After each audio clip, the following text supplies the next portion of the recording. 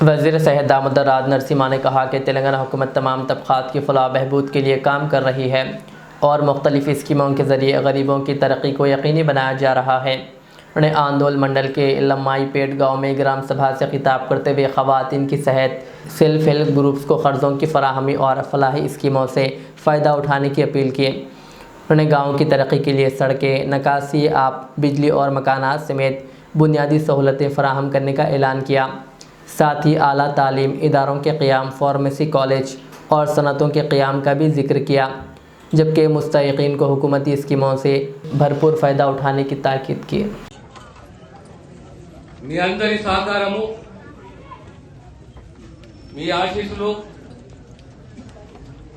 మన ప్రాంతం అభివృద్ధి చెందాలి. పెద్ద హాస్పిటల్ ఏడొస్తున్నది ఇప్పుడు అందోల్ గుట్టకే పెద్ద హాస్పిటల్ వస్తున్నది. పక్కకే బిల్డింగ్ వస్తున్నాయి. ఆడపిల్లలు చెప్పాలి ఏ కాలేజ్ వస్తుంది?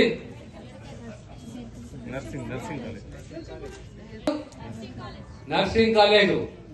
రేపు అలమయ్యపేట ఆడపిల్లలు కూడా ఆలోచన చేయాలి. నేను కూడా నర్సింగ్ ఆఫీసర్ అయితాను, నేను కూడా చదువుకుంటాను.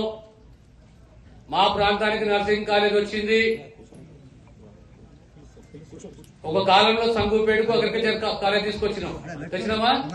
ఎంట్రన్స్ రాసి మన ప్రాంతంలో నర్సింగ్ కాలేజ్ ఉన్నది, మనం ఆడ సీటు సంపాదించుకోవాలి, మనము చదవాలనే ఆలోచన మీ అందరికీ కలగాలి. ఎట్లయితే మనకు చూసినా ఇప్పుడు అల్మాయిపేట పక్కన సంగూపేట చౌరస్తకు ఒక అగ్రికల్చర్ కాలేజ్, అందరూ కాడ నర్సింగ్ కాలేజ్, ఇటు 5 కిలోమీటర్లు పోతే జేఎన్టీయు. ఎంత పెద్ద జేఎన్టీయు! మరి ఇట్లా మన ఎన్ని కళాశాలలు ఉన్నాయి. కూర్చొని మాట్లాడ. మనం ఇంకా రేపు ఫార్మసీ కాలేజ్ వస్తుంది, మీకు తెలుసా? పెద్ద ఫార్మసీ కాలేజ్ వస్తుంది, మందు తయారు చేస్తారు చూడు. మన ప్రాంతంలో ఉన్న పిల్లలు, మగ పిల్లలే గాని ఆడపిల్లలే గాని కలగనాలి, చదువుకోవాలి. మా ప్రాంతంలో కాలేజ్ ఉంది, మా ప్రాంతంలో కళాశాలలు ఉన్నాయి, మేము ఎదగాలి, మేము చదువుకోవాలి అనే మీ ఆలోచన మీకు దట్టాలి. అదే రకంగా సంగుపేట ఉంది కదా, సంగుపేట గుట్టుంది కదా, సంగుపేట గుట్ట కాడనే 2-3 ఫ్యాక్టరీలు వస్తున్నాయి.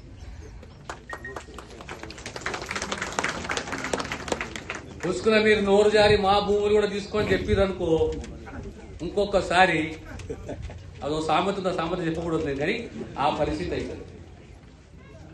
మీరు కూర్చుని సమస్య ఏంటి అంటే సర్కారు భూమిని రిజిస్టర్ చేసుకున్నారు, అది తప్పు. గరీబోళ్లకు మనం భూమి ఇచ్చినాము, వాళ్ళు బ్రతకాలే, వాళ్ళ పిల్లలు బ్రతకాలి అని చెప్పి.